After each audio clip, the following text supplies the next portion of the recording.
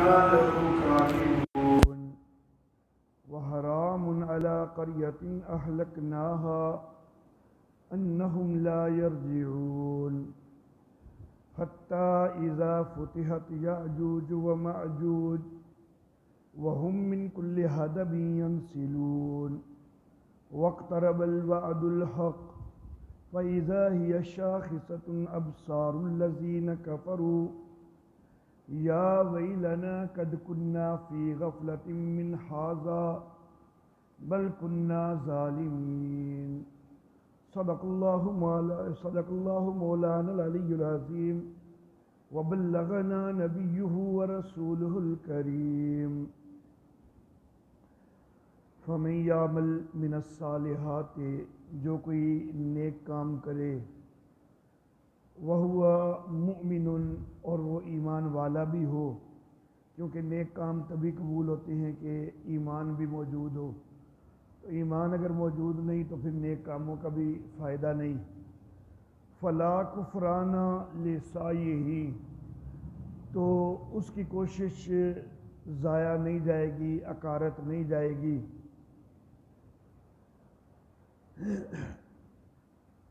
گویا کہ اس کی کوشش جو ہے وہ اللہ کی بارگاہ میں مقبول ہوگی، اس کی قدر کی جائے گی۔ اس چیز کو کہتے ہیں کہ سعی مشکور، تو اس کی جو سعی ہے وہ سعی مشکور بن جائے گی۔ وَإِنَّا لَهُ كَاتِبُونَ، اور ہم اس کو لکھنے والے ہیں۔ وَحَرَامٌ عَلَىٰ قَرْيَةٍ أَهْلَكْنَاهَا، اور حرام ہے، کیا چیز حرام ہے؟ یہ جو پیچھے سعی مشکور کا تذکرہ آیا ہے نا، تو یہ جو سعی مشکور ہے یہ وہ کوشش کہ جس کی قدر ہو، تو یہ چیز حرام ہے۔ عَلَىٰ قَرْيَةٍ، ایسی بستی والوں پر، اہلکناہا، کہ جن کو ہم نے ہلاک کر دیا، مراد ہے کہ جن کی ہلاکت کا ہم نے فیصلہ کر لیا۔ انہم لا یرجعون، تحقیق وہ لوٹتے نہیں، یعنی ایمان کی طرف نہیں آتے۔ تو ان کی ہلاکت کا فیصلہ اسی لیے ہوتا ہے کہ کفر کے اندر وہ اتنے زیادہ آگے بڑھ جاتے ہیں کہ ختم قلب کے درجے میں پہنچ چکے ہوتے ہیں، اور پھر وہ ایمان کی طرف لوٹتے ہی نہیں۔ تو ایسے لوگ جو ہیں ان کے لیے پھر سعی مشکور جو ہے وہ حرام ہو جاتی ہے، ان کو یہ چیز نصیب نہیں ہوتی۔ حتیٰ اذا فتحت یاجوج و ماجوج، یہاں تک کہ جب یاجوج اور ماجوج کھولے جائیں گے، وَهُم مِّن كُلِّ حَدَبٍ يَنسِلُونَ، اور وہ ہر اونچی جگہ سے پھسلتے آئیں گے۔ وَاقْتَرَبَ الْوَعْدُ الْحَقُّ، اور نزدیک آ جائے گا وہ سچا وعدہ۔ فَإِذَا هِيَ شَاخِصَةٌ أَبْصَارُ الَّذِينَ كَفَرُوا، تو اچانک ان کافروں کی نگاہیں پھر اٹھی کی اٹھی ہوں گی۔ یا ویلنا قد کنا فی غفلۃ، تو اس وقت یہ پھر افسوس کریں گے، کہیں گے کہ ہائے ہماری خرابی، ہم تو غفلت میں ہی رہے، من ھذا، اس سے، بل کنا ظالمین، بلکہ ہم ظالم تھے۔ تو ابھی تو آخرت کی طرف توجہ نہیں کرتے، لیکن اس وقت کہیں گے کہ ہم اس سے غافل ہی رہے، بڑا ظلم ہو گیا، ہم نے اپنے آپ پر ظلم کیا ہے، ہم نے اپنے آخرت کا کوئی سوچا ہی نہیں۔ انکم وما تعبدون من دون اللہ حسب جہنم، بے شک تم بھی اور جن کو تم پوجتے ہو اللہ کے سوا، حسب جہنم، وہ جہنم کا ایندھن ہے، انتم لہا واردون، تم نے اس کے اوپر پہنچنا ہے، یعنی جہنم کے اوپر پہنچنا ہے۔ اب یہاں پر ذکر ہو گیا کہ تم بھی اور جن کی تم پوجا کرتے ہو من دون اللہ، اللہ کے سوا، حسب و جہنم، تو سب جہنم کا ایندھن ہو۔ جس طرح قرآن حکیم میں دوسرے مقام پر وقودہ الناس والحجارہ کا لفظ بھی آتا ہے کہ اس کا ایندھن جو ہے وہ انسان اور پتھر ہوں گے۔ اب یہاں پر ایک سوال پیدا ہوا، اور غالباً نبی اکرم صلی اللہ علیہ وآلہ وسلم سے یہ مشرکین نے بطور اعتراض یہ سوال کیا بھی تھا کہ آپ کہہ رہے ہیں کہ جن کی بندگی کرتے ہو اللہ کے سوا، تم بھی اور وہ بھی سارے جہنم میں جائیں گے۔ تو بندگی تو حضرت عیسیٰ علیہ السلام کی بھی کی جاتی ہے، بندگی تو حضرت عزیر علیہ السلام کی بھی کی جاتی ہے، تو کیا ان کے متعلق بھی یہی فتویٰ ہے کہ یہ بھی جہنم میں جائیں گے؟ معاذ اللہ ثم معاذ اللہ۔ تو اس کا جواب وہ یہ کہ جن کی لوگ بظاہر بندگی کرتے ہیں تو در حقیقت یہ ان کی بندگی نہیں، لیکن شیطان اپنی پوجا کروا رہا ہوتا ہے، کیونکہ جو غیر اللہ کی بندگی کرتے ہیں نا، اصل میں وہ کہا تو شیطان کا ہی مان رہے ہیں نا، تو گویا کہ وہ شیطان کی بندگی کر رہے ہیں، وہ حضرت عیسیٰ علیہ السلام یا حضرت عزیر علیہ السلام کی یا اللہ کے ولیوں کی بندگی کوئی نہیں کر رہے ہوتے۔ تو یہ حضرت عیسیٰ علیہ السلام، حضرت عزیر علیہ السلام یا اللہ کے نیک بندے یا اللہ کے ولی وغیرہ، معاذ اللہ ثم معاذ اللہ، یہ جہنم میں نہیں جائیں گے۔ بے شک بظاہر ان کی بندگی ہو رہی ہوتی ہے، لیکن چونکہ حقیقتاً وہ شیطان کی پوجا ہے، جیسا کہ حضرت ابراہیم علیہ الصلاۃ والتسلیمات، انہوں نے بھی اپنے والد سے کہا تھا کہ ابا جان آپ شیطان کی پوجا کیوں کرتے ہیں؟ حالانکہ بظاہر تو وہ پیروں کی پوجا کرتا تھا، تو چونکہ حقیقت میں یہ شیطان کی پوجا ہوتی ہے، تو اس لیے یہ جہنم کا ایندھن جو ہے وہ شیطان بنے گا۔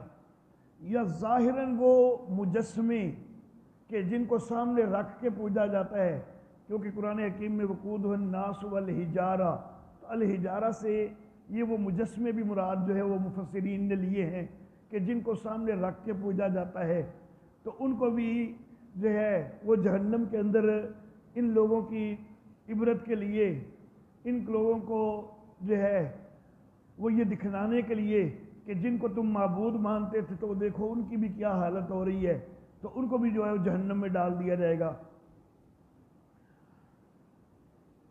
لو کان ہؤلاء، اچھا مزید یہ کہ یہ جو ہے نا اللہ کے سوا جن کی پوجا کی جاتی ہے، اب ان میں بظاہر کچھ نیک لوگ بھی ہیں نا، تو ان کے متعلق آگے بھی ایک بات آ رہی ہے کہ جن کے متعلق اچھی بات پہلے ہو چکی ہے تو وہ جہنم سے دور رہیں گے، وہ آگے بات آ رہی ہے۔ تو یعنی ایک جواب تو ہو گیا اور دوسرا جواب خود قرآن حکیم میں آگے آ رہا ہے۔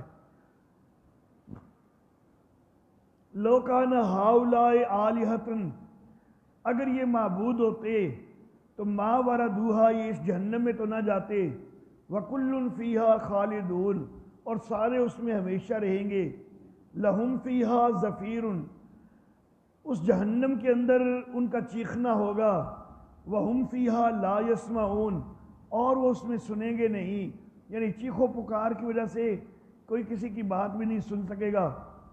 لیکن ان الذین سبقت لہم من الحسنی، بے شک وہ لوگ کہ جن کے لیے پہلے ہماری طرف سے ایک اچھی بات ہو چکی ہے، اولئک عنہا مبعدون، وہ تو اس جہنم سے دور ہی رکھے جائیں گے، وہ جہنم کا ایندھن نہیں ہوں گے، وہ دور ہی رہیں گے۔ بلکہ کیسا دور کہ لا یسمعون حسیسہا، وہ تو جہنم کی آہٹ تک بھی نہیں سنیں گے۔ یہ جو اللہ کے نیک بندے ہیں، حضرت عیسیٰ، حضرت عزیر علیہ السلام، تو بے شک ان کی بھی لوگ بندگی کرتے ہیں، لیکن یہ جہنم سے دور رکھے جائیں گے، یہ تو جہنم کی آہٹ بھی نہیں سنیں گے۔ وَهُمْ فِي مَشْتَهَتْ أَنفُسُهُمْ خَالِدُونَ، اور ان کے لیے تو وہ ہوگا کہ جو ان کے جی چاہتے ہوں گے وہ اس میں ہمیشہ ہمیشہ رہیں گے۔ لا يَحْزُنُهُمُ الْفَزَعُ الْأَكْبَرُ، بڑی گھبراہٹ ان کو پریشان نہیں کرے گی۔ وَتَتَلَقَّاهُمُ الْمَلَائِكَةُ، فرشتے ان کا استقبال کریں گے کہ یہ ہے تمہارا دن کہ جس کا تم کو وعدہ کیا جاتا تھا۔ یوم نطوی السماء کطی السجل للکتب، جس دن کہ ہم آسمان کو لپیٹیں گے، قطعی السجل، یہ کاغذوں کو لپیٹنے کے لیے ایک چیز ہوتی ہے جس کو تومار کہتے ہیں، للکتب، کاغذات کو، کہ جیسا کہ لپیٹنا ہوتا ہے کاغذات کو تومار کے ذریعے، یہ تومار جو ہے دور حاضر میں تو اس کا وجود نہیں ملتا کاغذات کو سمیٹنے کے لیے عموماً۔ شٹل کی جو ہوتی ہیں نا، بیڈمنٹن کھیلتے ہوئے جو شٹل ہوتی ہیں، ان کا ڈبہ تو آپ احباب نے دیکھا ہوگا، تو وہ گول سا بنا ہوتا ہے، تو جو کاغذات محفوظ کرنے ہوتے تھے نا، ان کو گول کر کے تو وہ شٹل کے ڈبے کے اندر جو ہے نا، وہ اس طرح کا جو ہے نا، وہ اس کو تومار کہتے تھے، تو اس کے اندر ڈال دیا جاتا تھا، تو اس کی حفاظت کی جاتی تھی۔ تو اللہ کہتے ہیں کہ جس طرح وہ کاغذات لپیٹ کے اس ڈبے کے اندر بند کیے جاتے ہیں، تو ہم تو وہ قدرت والے ہیں، اختیار والے ہیں کہ ہم تو آسمانوں کو بھی لپیٹ کے اس طرح تومار کے اندر بند کر دیں۔ جیسا کہ ہم نے پیدا کیا پہلی دفعہ، اسی طرح ہم لوٹا بھی لیں گے۔ وعدن علینا، ہم جو اتنی قدرت والے ہیں، ہمارے لیے کوئی مشکل نہیں کہ دوبارہ بھی ہم بنا لیں، یہ ہمارے اوپر ایک وعدہ ہے۔ انا کنا فاعلین، ہم نے ایسا کرنا ہی ہے۔ وَلَقَدْ كَتَبْنَا فِي الزَّبُورِ، اور ہم نے لکھا زبور میں، من بعد الذکر، ذکر کے بعد، ان الارض یارثها عبادی الصالحون، کہ زمین کے وارث ہوں گے میرے نیک بندے۔ یہاں پر جو الذکر کا لفظ آیا ہے، اس کے دو مفہوم ہو سکتے ہیں۔ الذکر کا مفہوم ایک جو لغوی مفہوم ہے کہ نصیحت کی کچھ باتیں، تو زبور کے اندر ہم نے کچھ نصیحت کی باتیں پہلے اور بھی کہیں، اور پھر ہم نے ان نصیحت کی باتوں کے بعد یہ بھی لکھا، ایک مفہوم یہ بنتا ہے۔ اور دوسرا یہ کہ اسی سورہ مبارکہ کی آیت نمبر 48 جو پیچھے گزری ہے، تو اس کے اندر وَلَقَدْ آتَيْنَا مُوسَى وَهَارُونَ الْفُرْقَانَ وَضِيَاءً وَذِكْرًا لِلْمُتَّقِينَ، تو یہاں پر پرہیزگاروں کے لیے ذکر، یہ تورات کو کہا گیا ہے۔ تو یہ جو آیت مبارکہ ابھی ہم پڑھ رہے ہیں، تو اس کے اندر بھی ذکر سے مراد تورات بھی ہو سکتی ہے، کہ پہلے ہم نے تورات کے اندر بھی یہ بات لکھی، تورات کے بعد ہم نے زبور میں بھی یہ بات لکھی۔ تو یا تو یہ کہ زبور میں کچھ نصیحت کی باتوں کے بعد ہم نے یہ بات لکھی، یا یہ کہ یہ بات ہم نے تورات میں بھی لکھی اور تورات کے بعد زبور میں بھی لکھی۔ کیا چیز لکھی؟ کہ ان الارض یارثها عبادی الصالحون، کہ جو زمین ہے اس کے وارث ہوں گے میرے نیک بندے۔ اب یہاں پر الارض سے کون سی زمین مراد ہے، اور وہ کون سے نیک بندے ہیں کہ جو اس آیت کا مصداق بنتے ہیں؟ تو اس حوالہ سے بڑے سارے مفسرین نے بڑی ساری باتیں کہی ہیں، لیکن میں ذکر کرنا چاہوں گا صرف ایک بات، اور اس لیے نہیں کہ وہ میرے والد صاحب کہا کرتے تھے، بلکہ اس لیے کہ وہ واقعی ایک بڑی خوبصورت بات ہے۔ تو والد صاحب یہاں پر ایک بات فرمایا کرتے تھے، وہ بڑی خوبصورت بات تھی، تو میں صرف اسی کو ذکر کرنا چاہوں گا۔ اسی سورہ مبارکہ کے اندر اس سے پہلے الارض کا لفظ جو ہے وہ 10 دفعہ گزر چکا ہے، جن میں سے 8 دفعہ الارض سے مراد پوری زمین ہے، لیکن 2 دفعہ الارض سے مراد ایک خاص زمین ہے۔ سب سے پہلے ہم وہ مقامات دیکھتے ہیں کہ جہاں الارض کا لفظ آیا ہے اور پوری زمین مراد ہے۔ 8 مقامات ایسے ہیں۔ پہلا مقام آیت نمبر 4، قال ربی یعلم القول فی السماء والارض، تو آسمان اور زمین، اس میں پوری زمین مراد ہے، کوئی مخصوص زمین مراد نہیں ہے، یہ پہلا مقام۔ دوسرا مقام آیت نمبر 16، وَمَا خَلَقْنَا السَّمَاءَ وَالْأَرْضَ وَمَا بَيْنَهُمَا لَاعِبِينَ، تو یہاں پر بھی آسمان و زمین جب ذکر ہوا ہے تو پوری زمین ہی مراد ہے، کوئی مخصوص مقام مراد نہیں، 2 جگہ ہو گئی۔ تیسری جگہ آیت نمبر 19، وَلَهُ مَنْ فِي السَّمَاوَاتِ وَالْأَرْضِ، اسی کے لیے جو آسمانوں میں اور زمین میں ہے، یہاں پر بھی پوری زمین جو ہے وہ مراد ہے، یہ تیسرا مقام ہو گیا۔ چوتھا مقام आयत नंबर 21, अमित्तखज़ू आलिहतम मिनल अर्ज़, क्या इन्होंने ज़मीन के अंदर कोई माबूद बना लिए हैं कि जो इनको उठा खड़ा करेंगे। तो यहाँ पर भी पूरी ज़मीन जो है वो मुराद है। ये चौथा मकाम हो गया। उसके बाद पांचवा मकाम आयत नंबर 30, अवलम यरल्लज़ीन कफ़रू अन्नस समावाति वल अर्ज़ा कानता रतकन फफतकनाहुमा, क्या काफिरों ने देखा नहीं कि आसमान और ज़मीन ये सारे इकट्ठे थे, हमने इनको जुदा जुदा किया। तो ये पांचवी जगह हो गई कि जहाँ पर ज़मीन का लफ्ज़ पूरी ज़मीन के लिए आया है। छठी जगह इसके साथ ही अगली आयत है, वजअलना फिल अर्ज़ रवासिया अन तमीद बिहिम, हमने ज़मीन के अंदर बोझ रखे कि ज़मीन इनको लेके झुक न जाए। ये छठी जगह हो गई जहाँ पर अर्ज़ का लफ्ज़ पूरी ज़मीन के लिए आया है। सातवीं जगह आयत नंबर 44, आयत नंबर 44 के अंदर अफला यरोना अन्ना नातिल अर्ज़ा ननकुसुहा मिन अतराफिहा, क्या ये देखते नहीं कि हम ज़मीन को घटाते चले जा रहे हैं उसके किनारों से।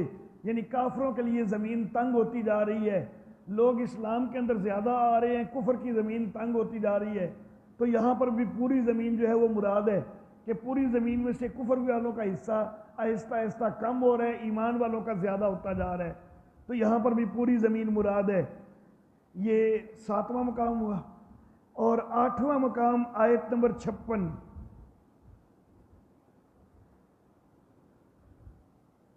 काला बर रब्बुकुम रब्बुस समावाति वल अर्ज़, कहा कि बल्कि तुम्हारा रब वो वही है कि जो रब है आसमानों का ज़मीन का। तो यहाँ पर भी पूरी ज़मीन मुराद है। तो ये 8 मकामात तो ऐसे हैं कि जिनके ऊपर मुराद है पूरी ज़मीन। अब 2 मकामात जो हैं वो ऐसे हैं कि जिनमें सिर्फ ज़मीन का एक मखसूस हिस्सा मुराद है। और वो जो 2 मकामात हैं ना, वो इन 8 मकामात के बाद ये जिस मकाम के ऊपर हम बात कर रहे हैं वो 2 मकामात हैं भी इससे करीब। एक है आयत नंबर 71,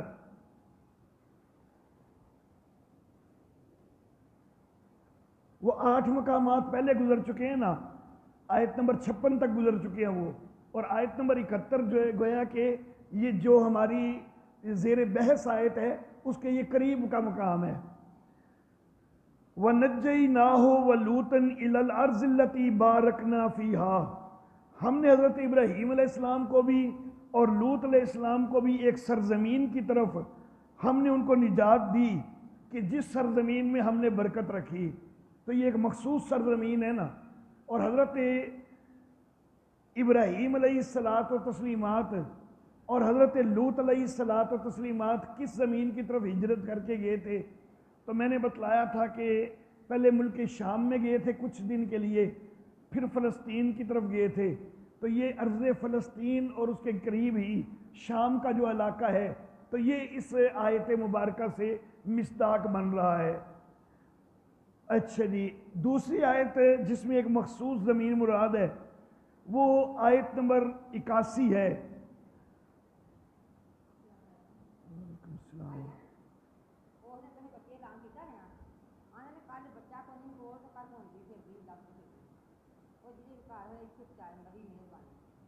किस बच्चे का ऐलान, किस बच्चे का ऐलान, हमें तो मुझे तो कोई पता नहीं है। रफसाना बीबी है, ये ऐलान करवा दो जरा इनका। अच्छा जी, आयत नंबर 81, वाले सुलेमान रीहा आसिफतन तजरी बि अमरिही इलल अर्ज़िल्लती बारकना फ़ीहा, सुलेमान अलैहिस्सलाम के लिए हमने हवा मुसख्खर कर दी, तेज़ हवा, तुंद हवा, कि जो उनके हुक्म से एक ज़मीन की तरफ चलती कि जिस ज़मीन की तरफ हमने, जिस ज़मीन के अंदर हमने बरकत रखी। और हज़रत सुलेमान अलैहिस्सलातो तस्लीमात का ये जो सफ़र था, तो ये मौर्रिखीन जो लिखते हैं तो ये अर्ज़ फ़लस्तीन की तरफ ही इनका सफ़र हुआ करता था। تو گویا کہ ارض فلسطین یہاں پر مراد ہے اور ارض شام مراد ہے۔ شام اور فلسطین کا علاقہ، اسی کو اللہ نے برکت والا بھی فرمایا ہے۔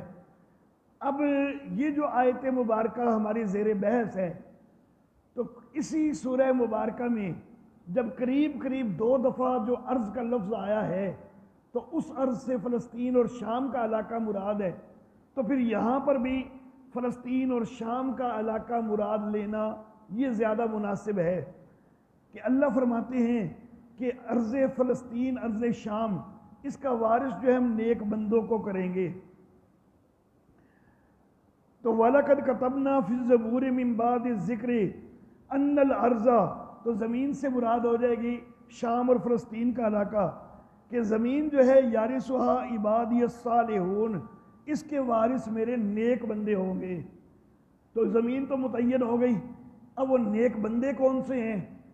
جس وقت زبور کے اندر یہ بات لکھی گئی ہے اس وقت ارض فلسطین کے اوپر خود حضرت داود علیہ الصلاۃ والتسلیمات کی حکومت تھی اور بنی اسرائیل کا عروج تھا، لیکن اللہ رب العزت ذکر کر رہے ہیں کہ یارثھا، اس کے وارث ہوں گے۔ گویا کہ بنی اسرائیل سے ہٹ کے بعد میں کوئی اور نیک بندے آئیں گے، کیونکہ بنی اسرائیل کے تو انہوں نے وارث ہونا ہے، تو بنی اسرائیل نہیں ہوں گے، بنی اسرائیل سے ہٹ کے کوئی اور نیک بندے ہوں گے کہ جو اس سرزمین کے وارث بنیں گے، اور ہوں گے بھی وہ نیک بندے۔ اور وہ یہ جو پیشین گوئی ہے یہ پھر پوری ہوتی ہے حضرت ابوبکر صدیق اور حضرت عمر فاروق رضی اللہ تعالیٰ عنہ کے دور میں فلسطین اور شام کی فتوحات کی شکل میں۔ تو گویا کہ اس آیت مبارکہ کے اندر جو تعریف کی گئی ہے اور جو زبور کے اندر پیشین گوئی کی گئی ہے تو وہ حضرت ابوبکر صدیق رضی اللہ تعالیٰ عنہ اور حضرت عمر فاروق رضی اللہ تعالیٰ عنہ سے متعلق ہے۔ بلکہ اگر مزید تھوڑا دیکھا جائے کہ شام کی سرزمین کی جو آخری فتوحات ہیں وہ سیدنا عثمان غنی رضی اللہ تعالیٰ عنہ کے دور میں ہوئی ہیں۔ پورا علاقہ جو فتح ہوا ہے یہ تو اس کی تکمیل حضرت عثمان غنی رضی اللہ تعالیٰ عنہ کے دور میں ہوئی ہے۔ تو پھر گویا کہ ان تینوں خلفاء کی یہاں پر یہ تعریف ثابت ہوتی ہے اور ان کے متعلق یہ پیشین گوئی بنتی ہے۔ اور اللہ گواہیاں دے رہے ہیں کہ عبادی الصالحون، وہ میرے نیک بندے ہوں گے۔ تو اللہ تو ان کو نیک بندے قرار دے رہے ہیں اور مدتوں پہلے زبور کے اندر ان کے متعلق پیشین گوئیاں کر رہے ہیں، اور لوگ ان کے متعلق جو ہے وہ بکواسات کریں اور ان کے اوپر زبانیں تان کھولیں۔ ان فی ھذا لبلاغا لقوم عابدین، بے شک اس کے اندر ایک اونچا مقام ہے، ایک مرتبہ ہے بندگی کرنے والوں کے لیے۔ وما ارسلناک الا رحمتا للعالمین، اور ہم نے نہیں بھیجا آپ کو مگر جہانوں کے اندر ہمارے رحمت کرنے کے لیے۔ اب عبادی الصالحون کے بلند مرتبے کا بھی تذکرہ ہوا اور ساتھ ہی نبی اکرم صلی اللہ علیہ وآلہ وسلم کا تذکرہ ہوا۔ اس میں بھی اشارہ مل گیا کہ وہ جو عبادی الصالحین ہیں، عبادی الصالحون ہیں، تو وہ نبی اکرم صلی اللہ علیہ وسلم سے متعلق ہوں گے، اور نبی اکرم صلی اللہ علیہ وسلم سے متعلق یہی اصحاب ثلاثہ ہیں کہ جنہوں نے اس علاقے کو فتح کیا ہے۔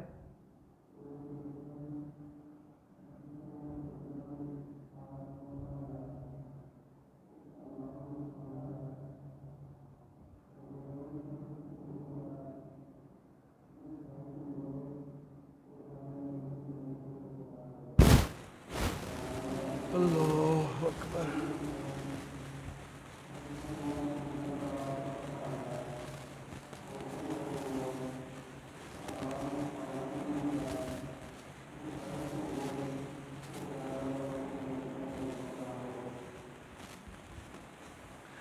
اچھا جی، اعوذ باللہ من الشیطان الرجیم۔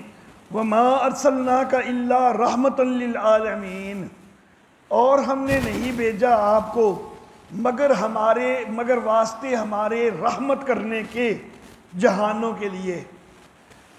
عام طور پر ترجمہ یہ کیا جاتا ہے کہ ہم نے نہیں بھیجا آپ کو مگر جہانوں پر رحمت کرنے کے لیے، لیکن میں نے یوں ترجمہ کیا کہ واسطے ہمارے رحمت کرنے کے جہانوں کے لیے۔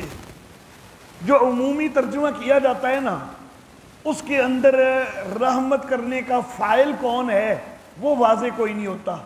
میں نے جو ترجمہ کیا ہے اس کے اندر فاعل واضح ہوتا ہے کہ وہ فاعل اس کا جو ہے وہ اللہ ہے. اور یہ جو فاعل ہم نے بنایا کہ واسطے ہمارے رحمت کرنے کے، تو اس کی دلیل کیا ہے کہ اس رحمت کا فاعل جو ہے یہ اللہ ہے. تو اس کے لیے میں تھوڑا سا توجہ دلانا چاہوں گا گرامر کے ایک اصول کی طرف. جو طلبہ گرامر نہیں پڑھے ہوئے عربی یا طالبات، انشاءاللہ میں بات اس انداز میں سمجھاتا ہوں کہ سمجھ انشاءاللہ ان کو بھی آ جائے گی. گرامر کی ایک اصطلاح ہے مفعول لہو. مفعول لہو اس کو کہتے ہیں کہ جس کے اندر کسی کام کا مقصد بتایا گیا ہو کہ یہ کام کیا گیا ہے تو کیا کیوں گیا ہے. تو جس چیز کے اندر، جس لفظ کے اندر کسی کام کا مقصد بتایا جاتا ہے کہ یہ کام کیوں کیا گیا ہے، اس کو کہتے ہیں مفعول لہو. اچھا جی، ایک میں مثال بھی ابھی دیتا ہوں، اس کے بعد اس سے انشاءاللہ بات اور زیادہ واضح ہو جائے گی. اور عربی گرامر کا یہ اصول ہے کہ مفعول لہو سے پہلے ایک فعل ہوتا ہے،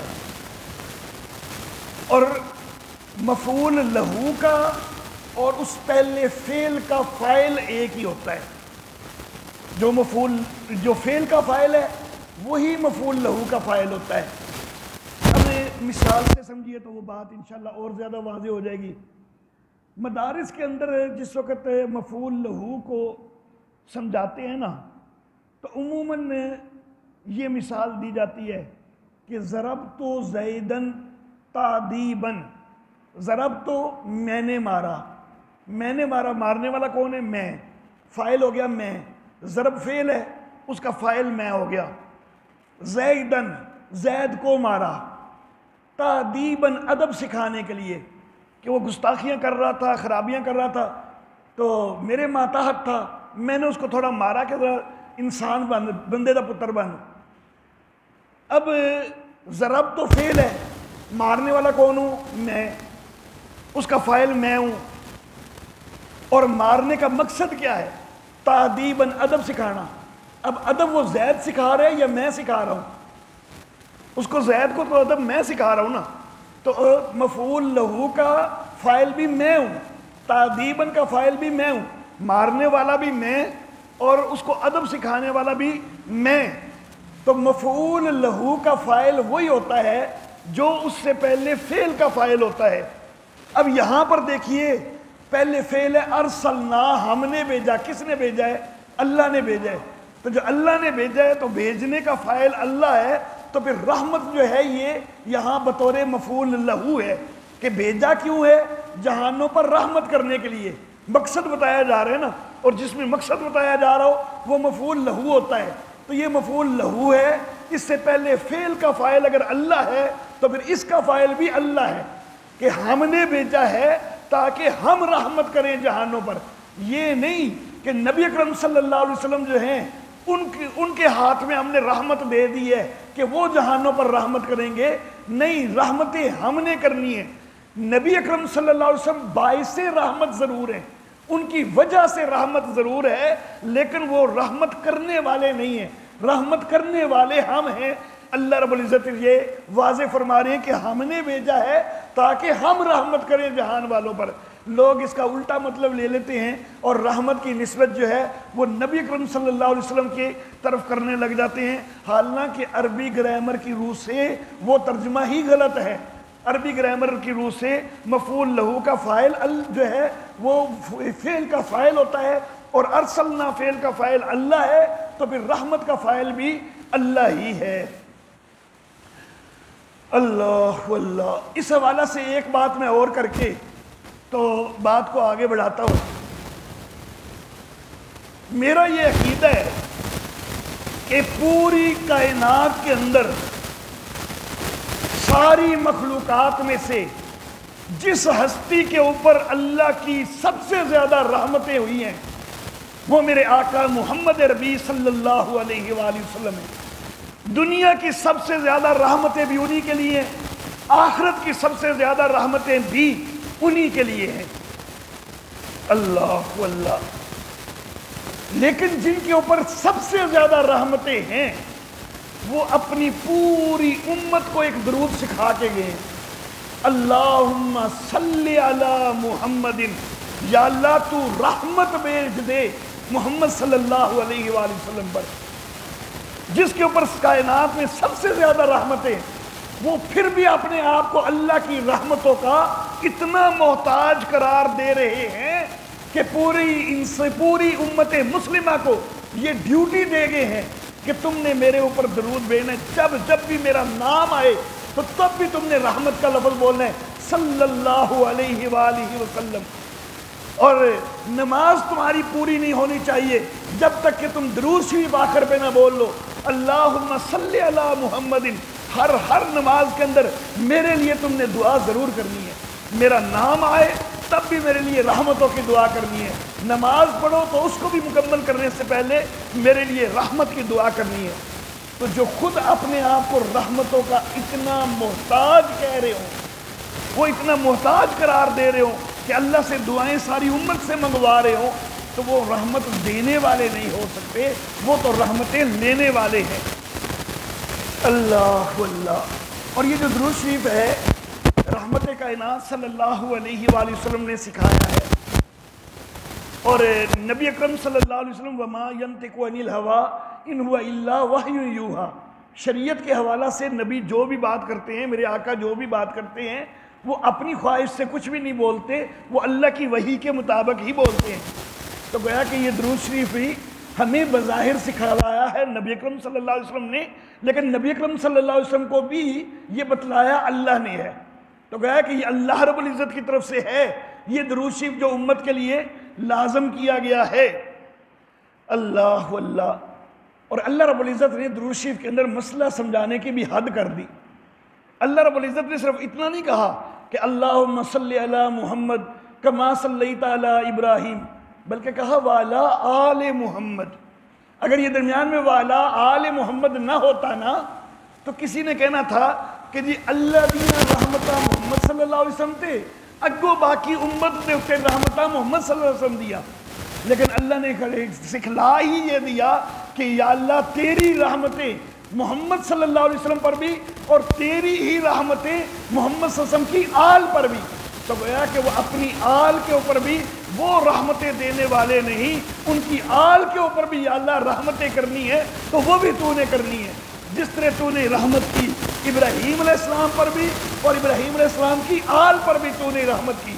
ये नहीं हुआ था कि इब्राहीम अलैहिस्सलाम पर तो तूने रहमत कर दी हो, उनकी आल पर आगे हजरत इब्राहीम रहमतें कर रहे हो, नहीं, जिस तरह वहाँ पर भी उनको भी रहमत देने वाले या अल्लाह आप थे, उनकी आल को रहमत दे